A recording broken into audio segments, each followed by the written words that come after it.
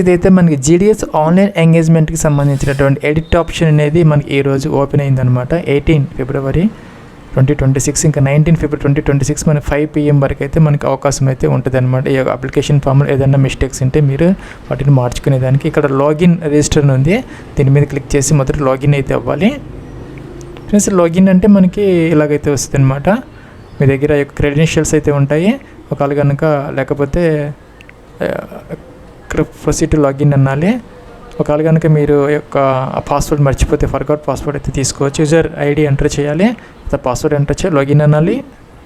Plus login అయితే ఇలాగైతే మీకు వస్తుంది అనమాట. ఇక్కడైతే మనకి కరెక్షన్ విండో ఓపెన్ అని వచ్చింది. కింద ఒక ఇది వచ్చింది అంటే మనకి ఎడిట్ అప్లికేషన్ అని చెప్పేసి ఒక బటన్ అనేది ఎక్స్ట్రా వచ్చింది అనమాట. ఇక్కడ దాని మీద క్లిక్ అయితే చేసుకొని మనం అప్లికేషన్ ఫామ్ని ఎడిట్ అయితే చేసుకోవచ్చు.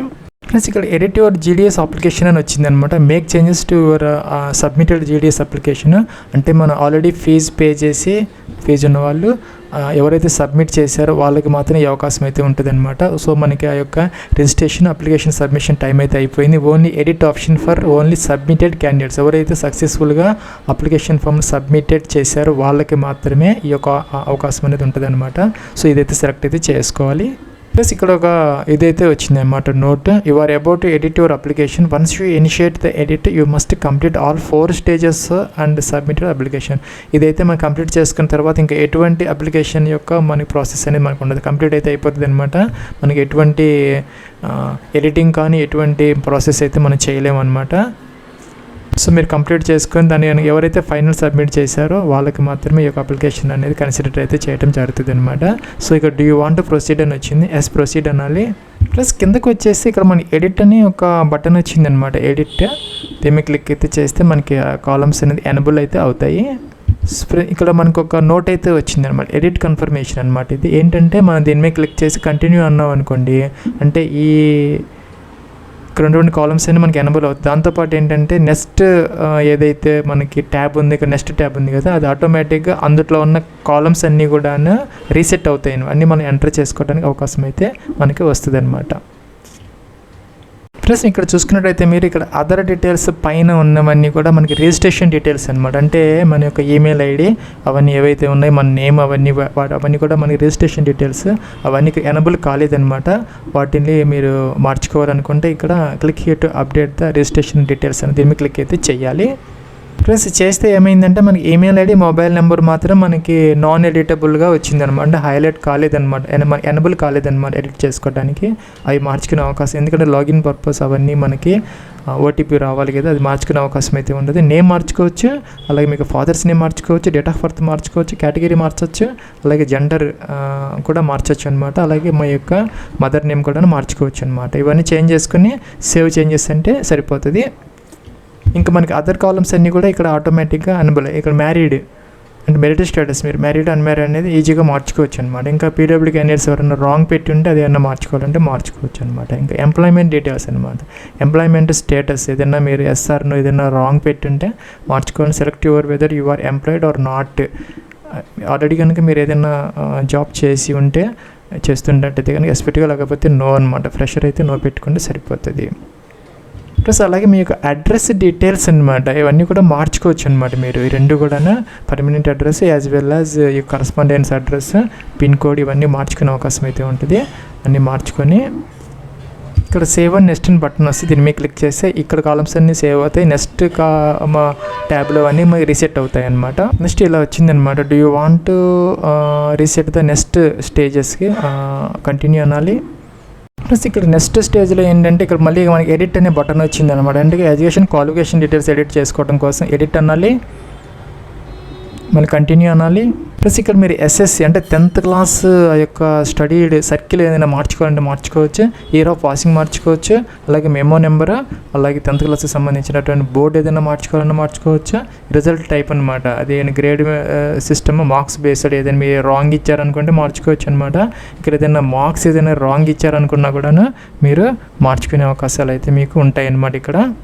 సో ఇవన్నీ మార్చుకున్న తర్వాత ఇక్కడ ఏంటంటే ఒకవేళ కనుక సిజిపిఏ స్కోర్ ఏదైనా ఉంటే మీకు ఇక్కడ ఎంటర్ అయితే చేసుకోవచ్చు అనమాట. ఇఫ్ అప్లికబుల్, ఎవరికైతే సిజిపిఏ స్కోర్ ఉంటుందో వాళ్ళు మాత్రం ఇక్కడ వేసుకోవాలి, లేకపోతే వదిలేసుకోవచ్చు అనమాట. అలాగే have you studied any additional language other than the one mention above. Plus మనం పైన కొన్ని లాంగ్వేజెస్ మెన్షన్ చేస్తాం అన్నమాట, తెలుగు, హిందీ, ఇంగ్లీష్, అలా అవి కాకుండా వేరే ఏదైనా ఎడిషనల్ లాంగ్వేజ్ ఏదైనా చదువుకొని ఉంటే కనుక ఇక్కడ ఎస్ అయితే పెట్టుకోవాలి.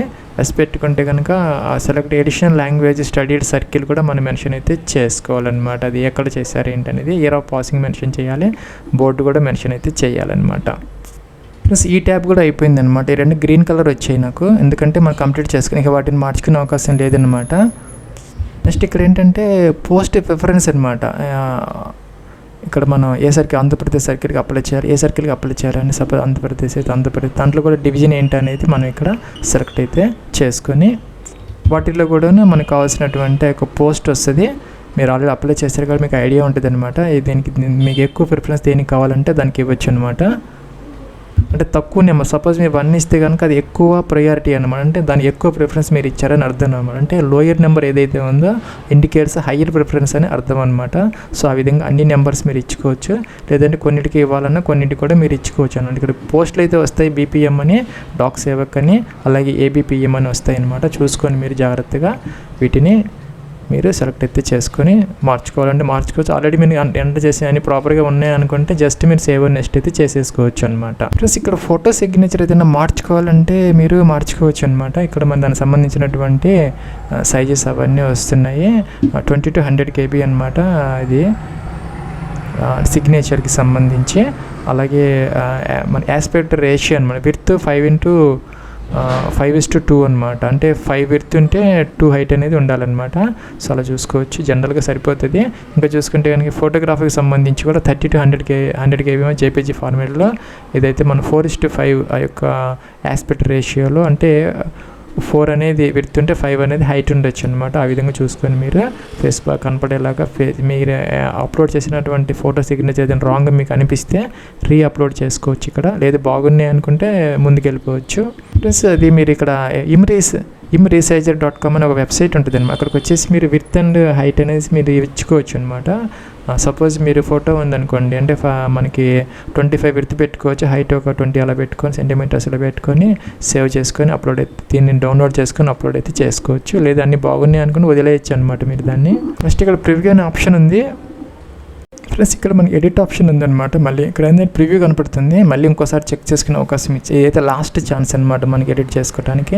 అన్నీ చక్కగా ప్రాపర్గా తరువుగా మీరు అన్ని చూసుకొని వెరిఫై చేసుకొని మిస్టేక్స్ ఏమైనా ఉన్నాయనుకుంటే ఎడిట్ ఆప్షన్ అనేది, ఎడిట్ అప్లికేషన్ ఉంది, లేదంటే కనుక సబ్మిట్ అనే అప్లికేషన్ అనేది చేసుకోవచ్చు.